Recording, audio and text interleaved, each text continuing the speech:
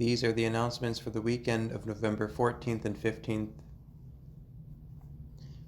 The parent-student confirmation meeting scheduled for this week has been rescheduled due to illness in the school that would affect many of our students preparing for confirmation. It is now rescheduled for Wednesday, December 2nd at 7 p.m. For now, it will be in person, but with a live virtual option. Again, the parent-student confirmation meeting for this week has been canceled and rescheduled for Wednesday, December 2nd at 7 p.m.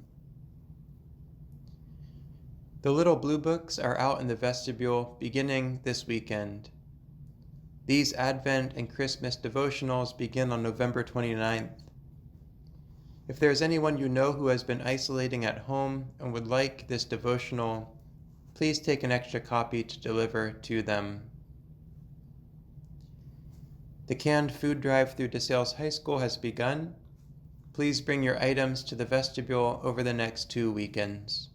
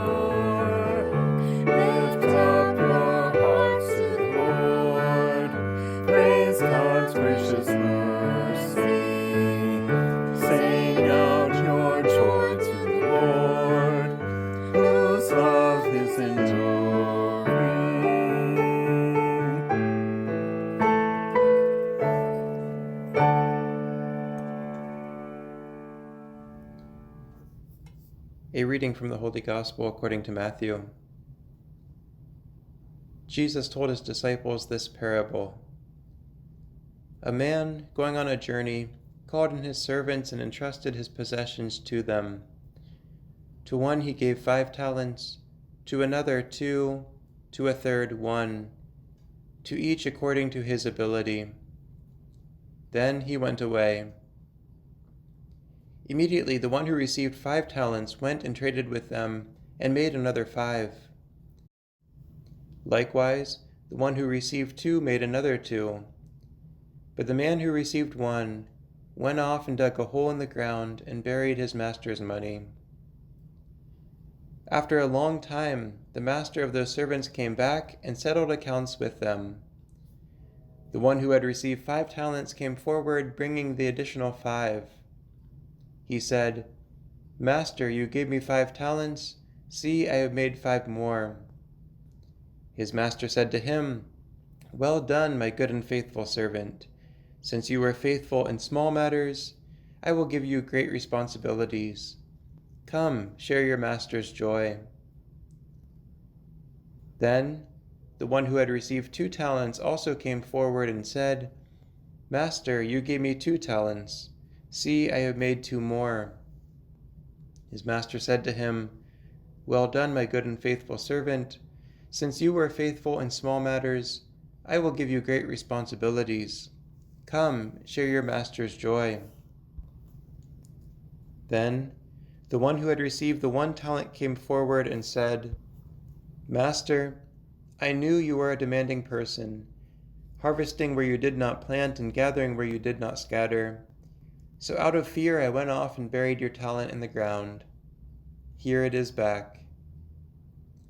His master said to him in reply, "You wicked, lazy servant!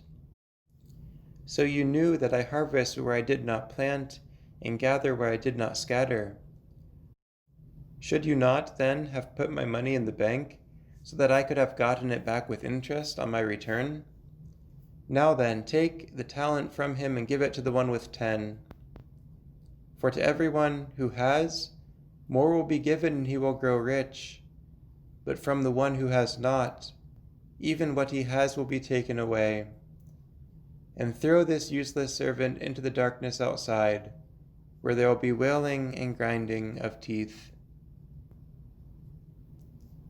The Gospel of the Lord. Praise to you, Lord Jesus Christ.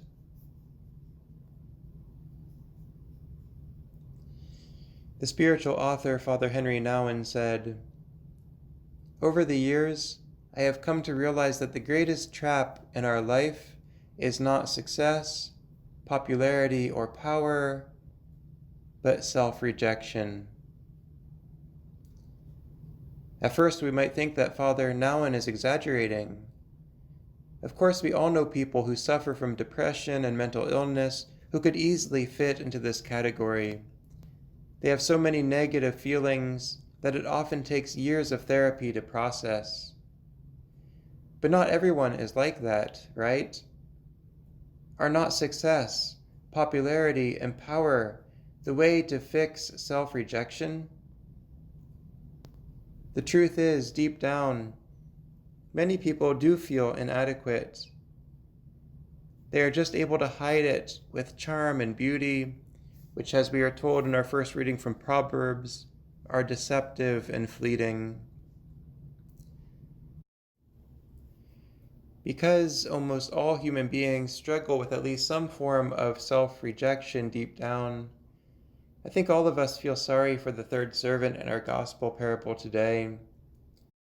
He was so timid and afraid of losing what was entrusted to him, the one talent, that he buried it to keep it safe. He did not want to mess up and disappoint the master by losing it. He lacked the self-confidence to go out like the other two and trade his talent to possibly make more. Then, when the master did return, he shamefully had to report his actions.